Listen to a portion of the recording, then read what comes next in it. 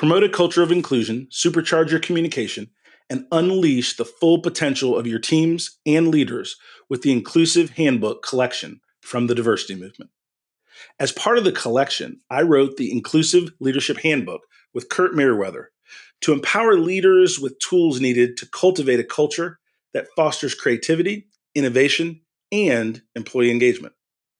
Through strategies, exercises, and self-reflection, leaders at all levels can enhance their effectiveness.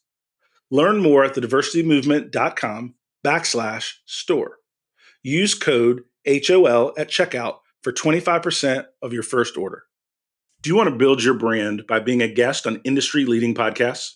If you're a business leader, an author, or a speaker, my guess is that you do. Picture this. You, a dynamic executive easily connecting with engaged audiences, turbocharging your top-of-funnel marketing, and creating a treasure trove of content with every episode. Podcasting is a game changer that you've been waiting for.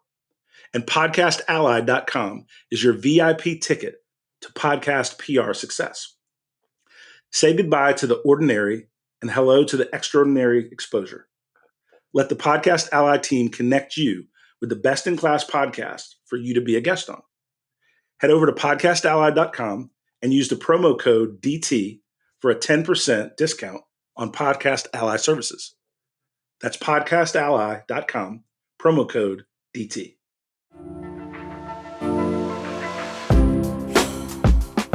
Welcome to High Octane Leadership with Donald Thompson. This season, we're diving deeper with more solo episodes, where I'll share the experiences that have led to recognition by EY, Forbes, Fast Company, and others. Not as a boast, but as milestones on my entrepreneurial path. From growing multi-million-dollar firms to successful business exits and building high-performance teams with a global perspective. I'll reveal the insights and strategies from my journey and share them with you so that we can win together. Alongside these solo episodes, we'll have industry visionaries and thought leaders, and we'll explore effective leadership. Ready to empower your leadership journey with real success stories? Let's embark on this transformational journey together.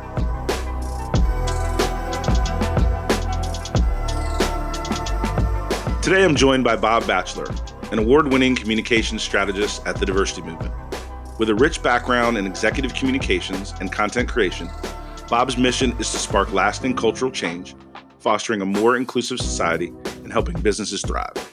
Beyond his impactful role, Bob is a critically acclaimed cultural historian and biographer, known for works on Stan Lee, Bob Dylan, The Great Gatsby, Mad Men, and John Updike. Thanks for coming on the show, Bob. I really appreciate it. I'm so excited here today, Don, to be with you to talk about a couple topics that I know you've spent time thinking about, that the world is thinking about right now. I want to kind of preface our discussion of feedback today with a statistic that I saw just recently. It said 69% of managers are, quote, uncomfortable communicating with employees.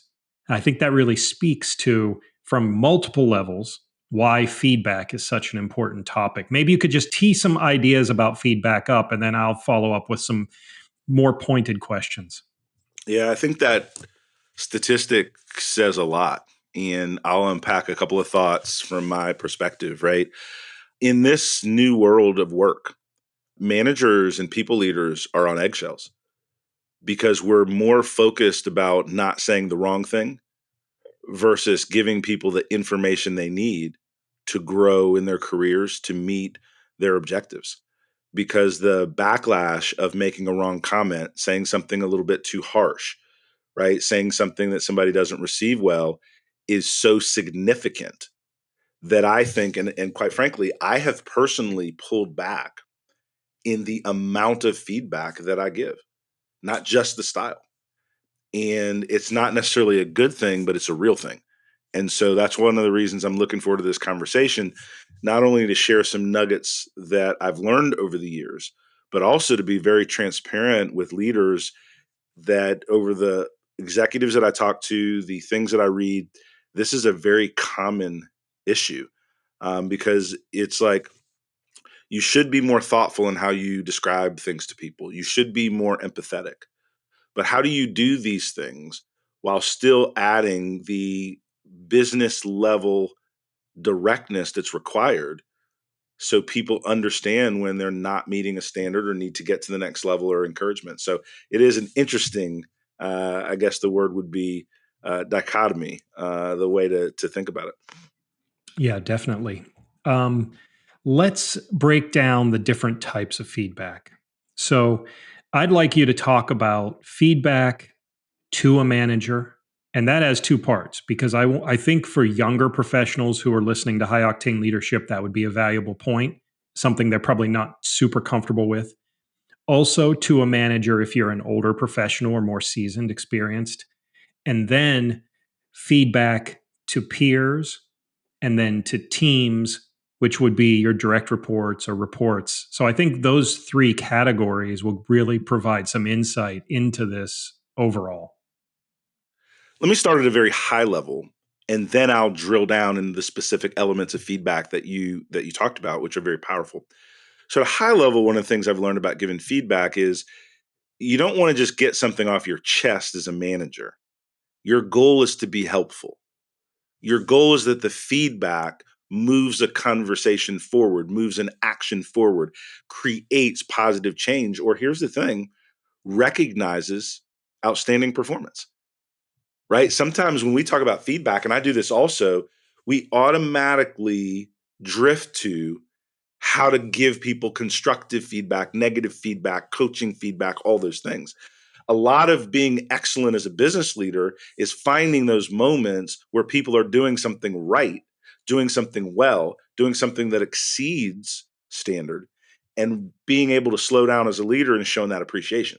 So at a high level, I want folks to think about or encourage folks. It's not about what I want. I would encourage folks to think about feedback in three pillars, right? Number one, appreciation, right? This is where you're acknowledging, right, where people are doing something that is phenomenal, right? Doing something that's helping move the business forward.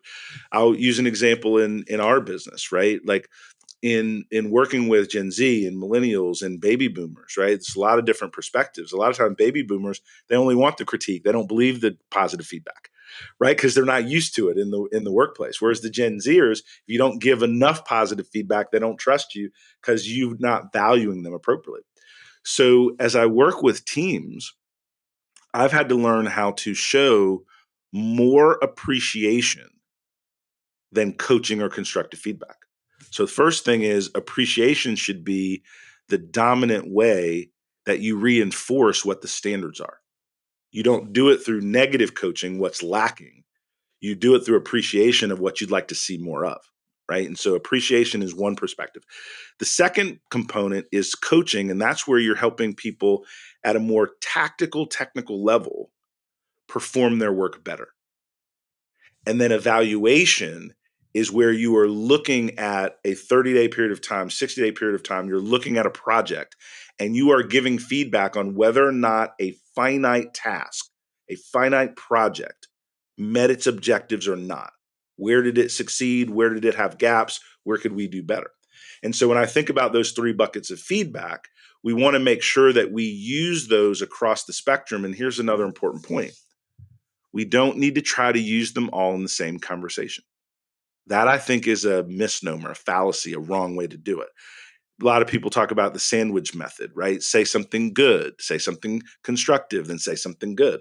Well, we know based on the way the human psyche is, we remember the negative at its highest level.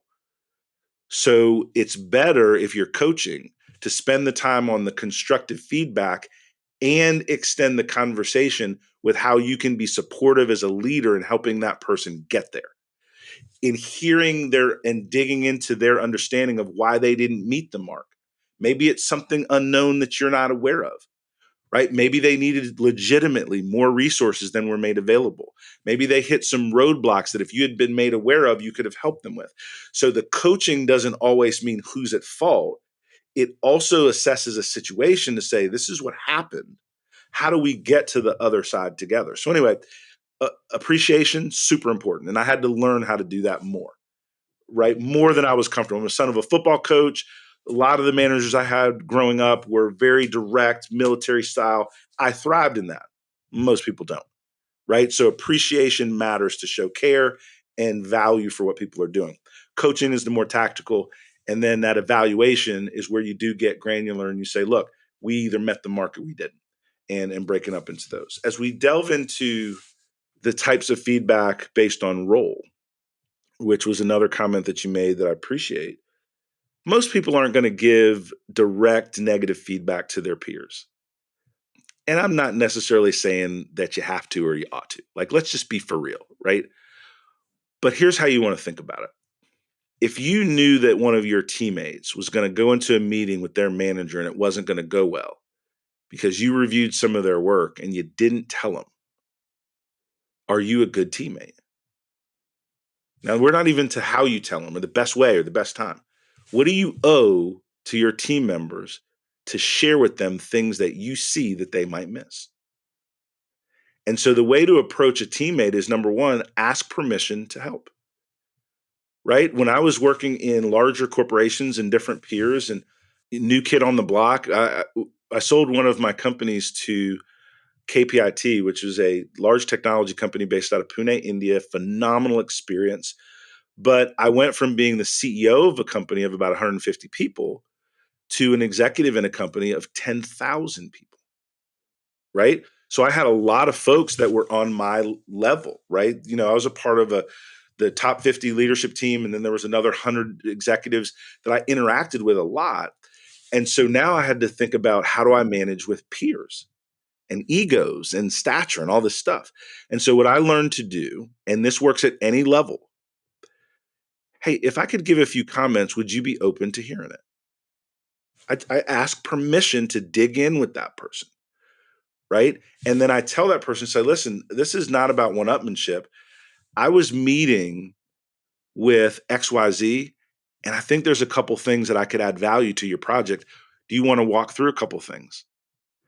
By asking permission to engage, it creates a humbleness versus a holier than thou perspective. And I do that with people that I'm on a peer level, right?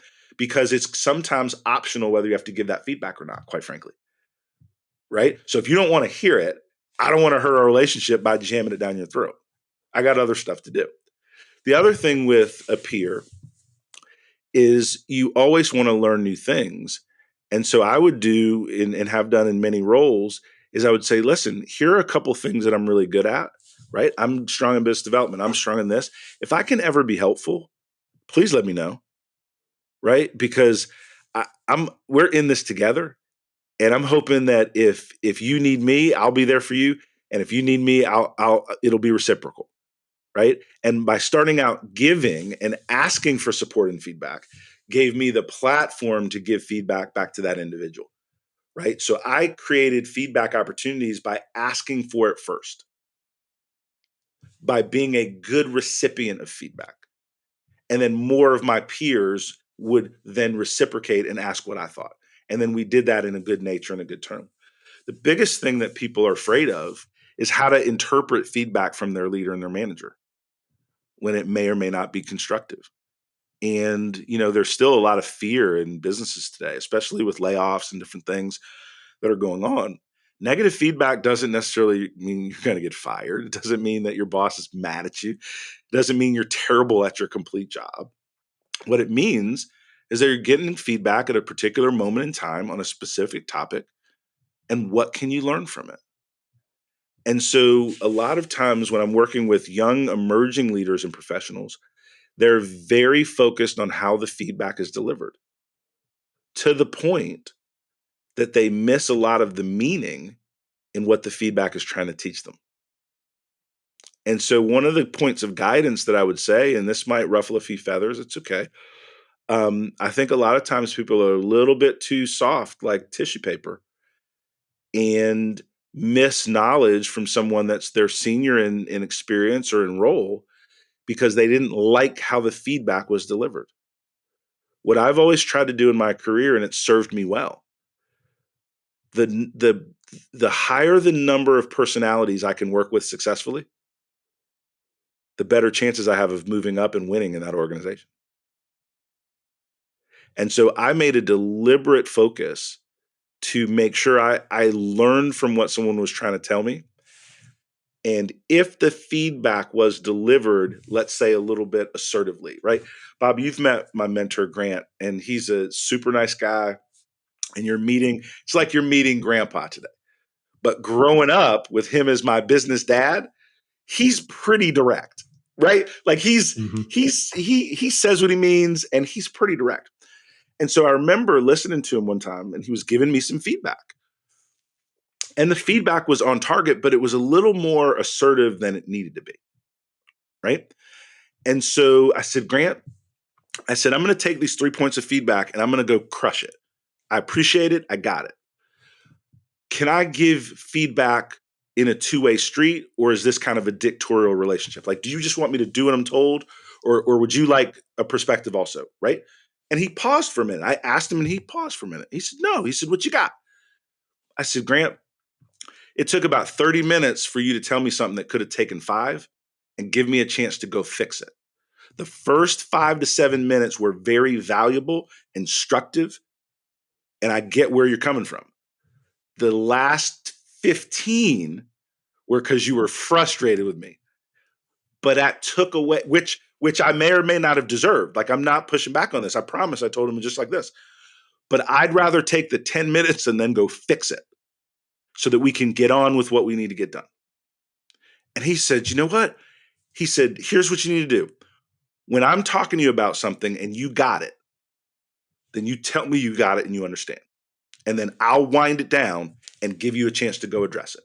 And then if we come back to it again, then you'll just have to understand where that frustration lives. But we created a communication protocol. Basically, I didn't have to sit there for an extra 30 minutes, right? I got a chance to go fix it. And then if I fixed it, we were done, we move on. If I didn't fix it, then maybe I needed to hear a little bit more, right? Now, I'm not saying that Grant or I are the model, right, for everything that is feedback. But what we did do is we shared openly with one another. And so the final thing I'll say, Bob, and then I'll get to the next question, but there's such a good question. I just got going. The quality of feedback is also aligned with the quality of the relationship you have with that person. You and I have worked together for a couple of years now. The first 6 months, it's not that the relationship was rocky, but we were still trying to find our footing as human beings. And it's hard to deliver quality feedback, positive or constructive, with somebody that doesn't fully trust you yet. And so, as a manager and a leader, you have to think about the trust barometer that you're building with people, not just the way you want to give feedback. Because the way that person's going to internalize it is if they know that you care about them, their career, their family, if they believe you have what's in their best interest, then whatever that feedback is, even if it's tough for a moment, they're going to understand and believe your intentions. If they don't trust your intentions, they think you're just out for self, if they think they're just a cog in the wheel at the corporation, then it's going to be tough to give and have that feedback received because the trust platform is not there. And I think the big mistake managers make is not focusing on the trust platform with their people before they're focused on what they're trying to get them to do and grow into. Yeah, the surprising thing, and I appreciate that answer, Don. I knew that multi-part question would have a lot of tentacles, so I appreciate you sticking with me on that one. 69% of managers uncomfortable communicating. I mean, it speaks to something societal, which is so, as you said earlier, dichotomous. We speak all day long, but people don't listen or they don't know how to listen. And probably a lot of the things being spoken aren't directed the right way. So I think you probably have stories about this or personal transitions that you made. I think it's how a leader goes from some imaginary vision of what they think leadership is to actually how do you enact emotional IQ? How do you become tactful? How do you become diplomatic? Yeah. So one of the things, and I can use myself as a really powerful example, because when I first became a CEO, I was afraid of failing.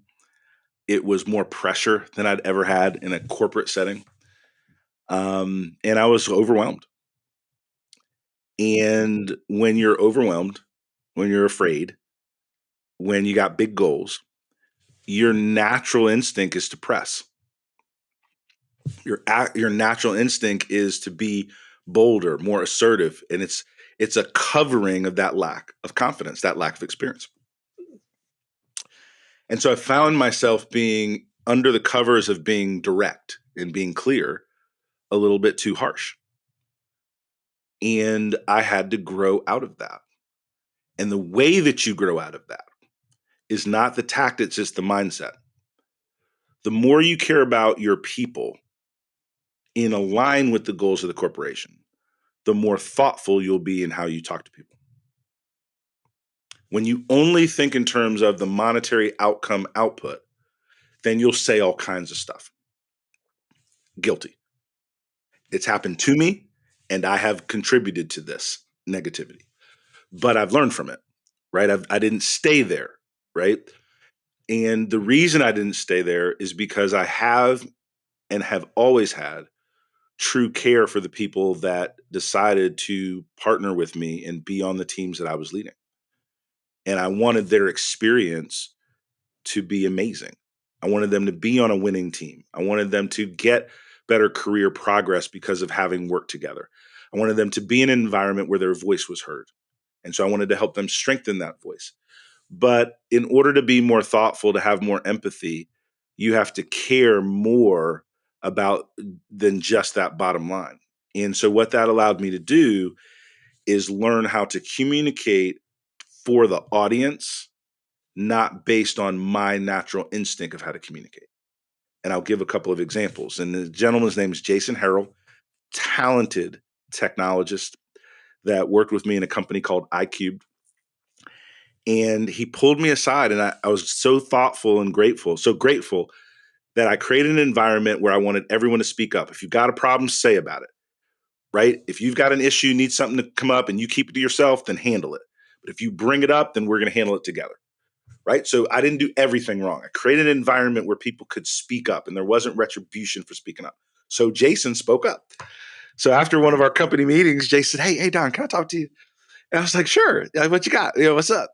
And I thought I was going to get praised for my latest speech, man, and rallying the troops. And we made our quarterly numbers. And Jason goes, hey, if you use one more football analogy, about 10 of us are going to quit. He said, we haven't played football. We don't know anything about football. It doesn't make us want to work harder, right? We don't understand.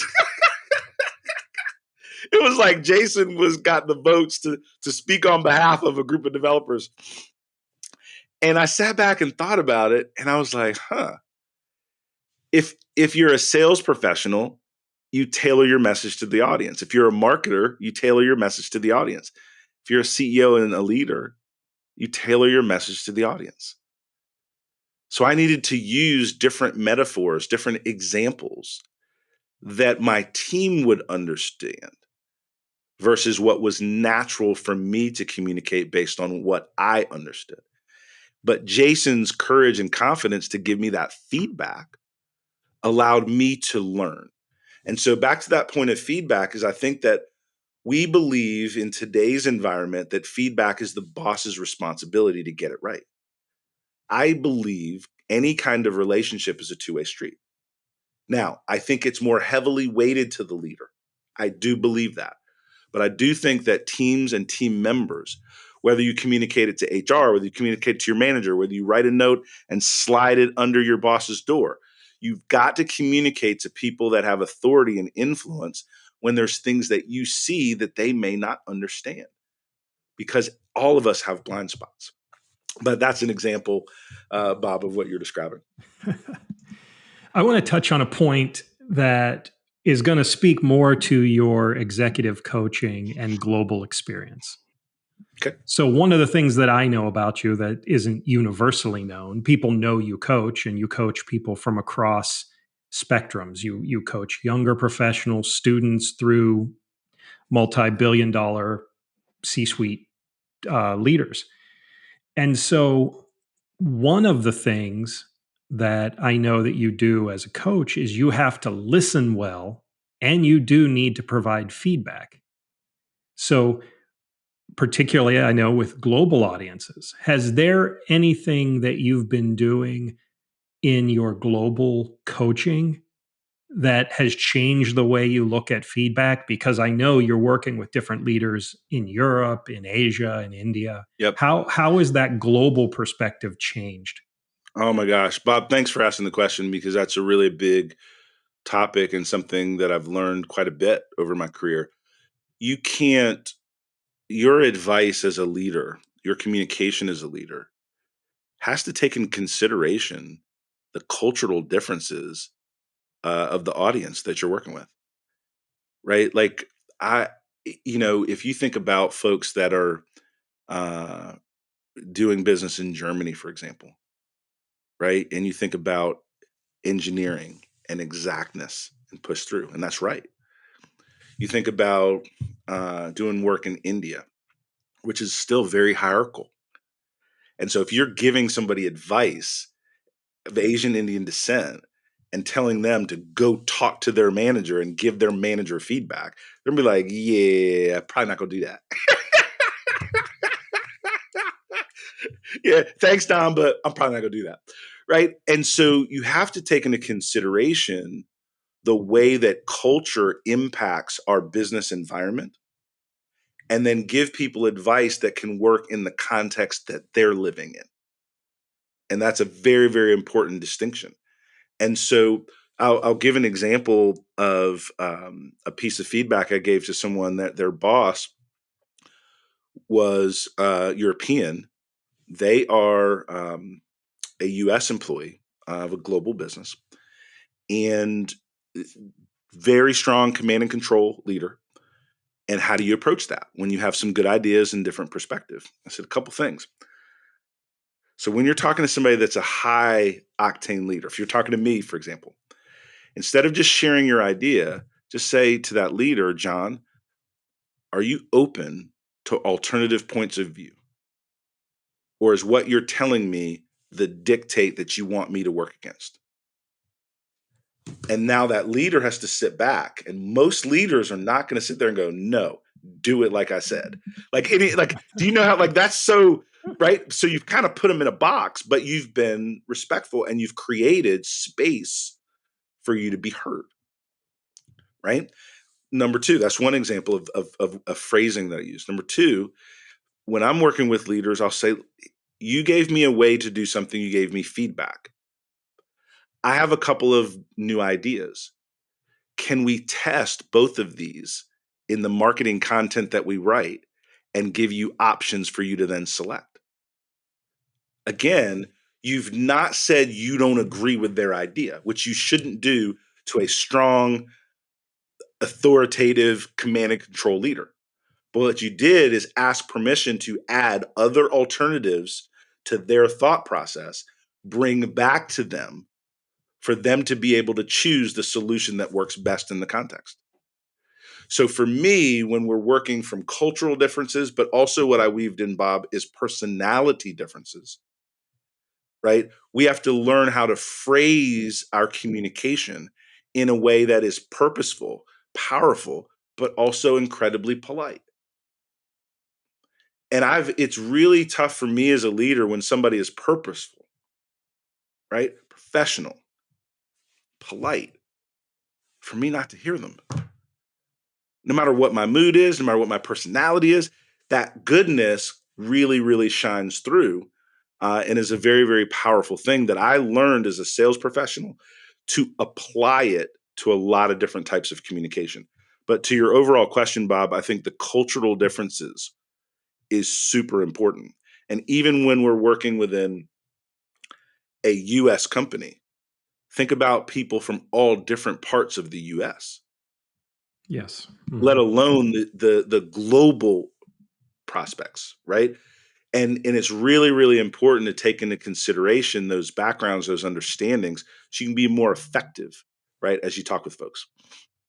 Yeah, that's a great point, Don. The personality piece and the what you explained there is laying the context, which is essential if you're really going to understand somebody. The problem people get into is they want to get their points out so fast that they don't hear the other person, and then the context is destroyed. And so what you're saying is slow down enough. It's also interesting that some of the things that make us good as business leaders, we don't then use when we're talking to other people. Like you're a salesperson background wise and a leader. And I know from watching you now for several years, you use that training to apply to the way that you lead.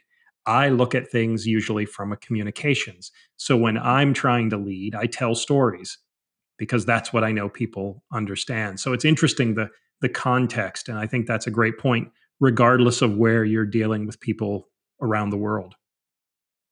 So one last question, because I know we're running out of time today, and this has been chock full of information. I can't wait to watch it back and read the transcript.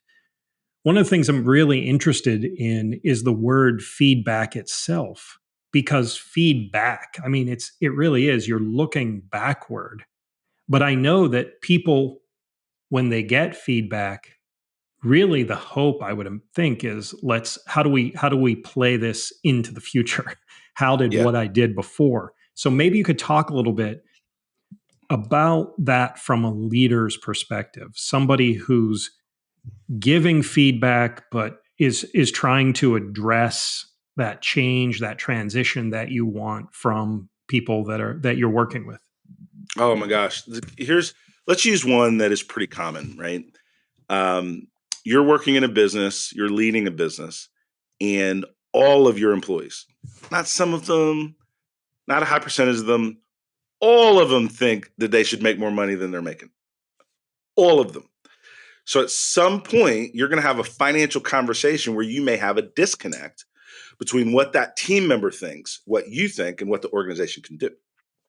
And these are very difficult conversations because in no way do you want to insult that individual, right? That is working hard, that is generating value in different things. But a lot of times, before you talk about them, you need to talk about the context of the situation in which they're working. And so, what I try to do, and since money is a sensitive topic, right? And when it comes up, and there's a lot of emotion to it and different things. So, a couple of things that are really, really important. Number one, as a business leader in this example, is I want to know what the individual wants. Ultimately, what do they want to achieve that would make them happy in this situation?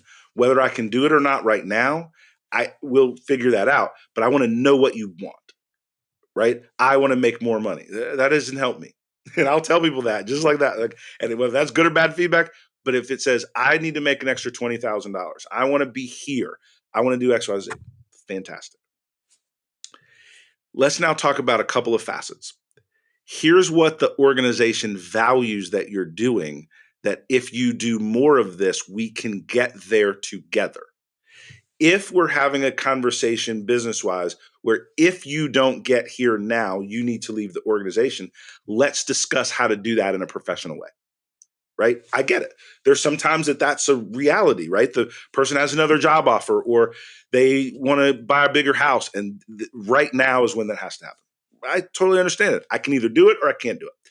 But if what we're talking about is how to foster a relationship that feels comfortable and competent and equitable over time, which is usually most of the situations, right? Usually that's most of the situations. Then I want to talk about what's working, also what's not working. Because a lot of times that team member thinks everything they're doing is amazing, and then I need a little bit more. And it's usually not exactly like that. But here's the thing. If you do these two things more, if we structure it this way, why don't we have a conversation about doing this together as a team to get you where you want to go? And now all of a sudden, when I have that unity of partnership with that team member to get them where they want for their family, they're much more open to any kind of feedback I need to give them because now we're doing it together. I'm not against them. I've already communicated. I want them to have that. But here are the constraints. Here's the opportunities. Let's do it together. And so, in terms of feedback and that example and communication, I still have to communicate what's working, what's not, what the market bears, what the company can do. But we end up with a point of we're going to figure out how to win together. So, our conversations about this very sensitive topic of money is not adversarial because I'm trying to help you get what you want. And these are the parameters to do it. And so feedback is really about how to have meaningful conversations with people and finding that common ground where you can be on the same side, where it's not adversarial in any way. It still is going to be open and honest.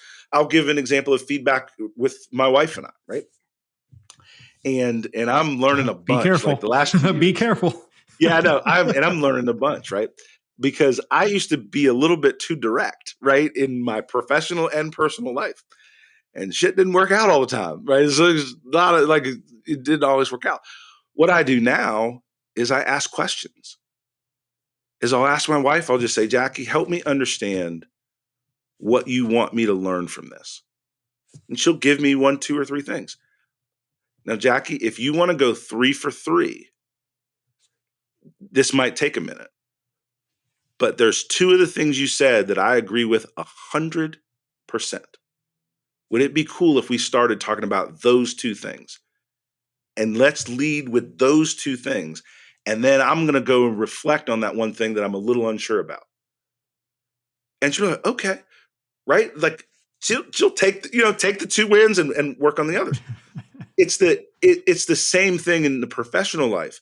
It's how do we frame and craft conversations to where we can move forward together. And then feedback and communication doesn't have to be this negative thing.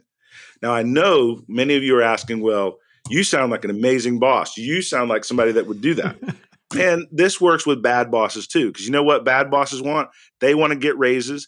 They want their review from their employees to be good. They want to go to their president's club or whatever thing they get in their company, right? So you just have to, as a team member, be able to approach feedback and say, Joanne, I really want to be more productive for you.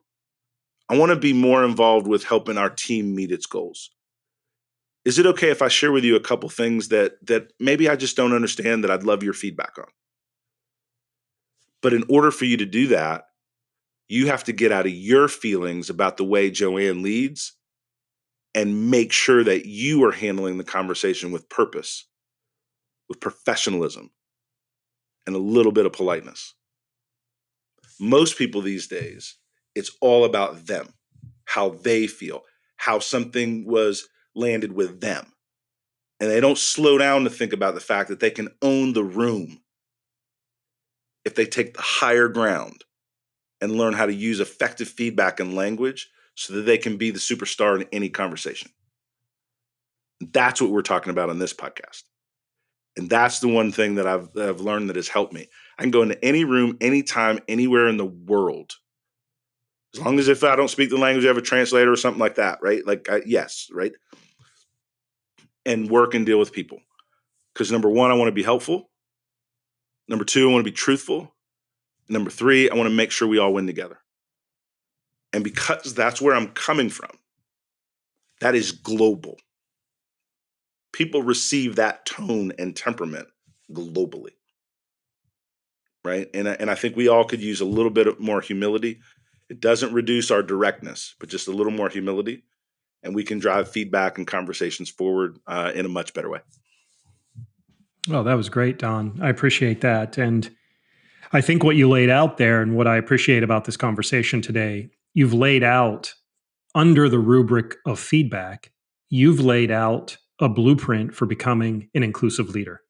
And that's where people should be moving toward at any level so that companies are filled up and down the hierarchy as it is with inclusive leaders.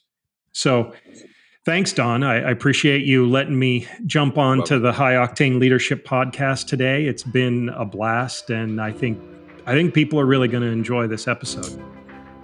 Bob, as always, I enjoy chatting with you. You ask thought-provoking questions and get me rolling, and it's always a good time.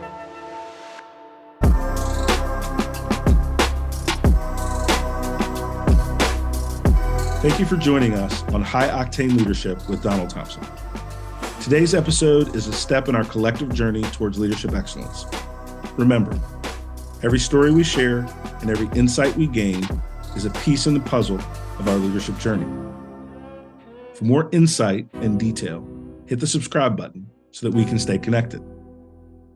For deeper information and more episodes, go to donaldthompson.com. Continue to lead with vision and purpose, and until we meet again, embrace your role as a high-octane leader in the ever-evolving world of business.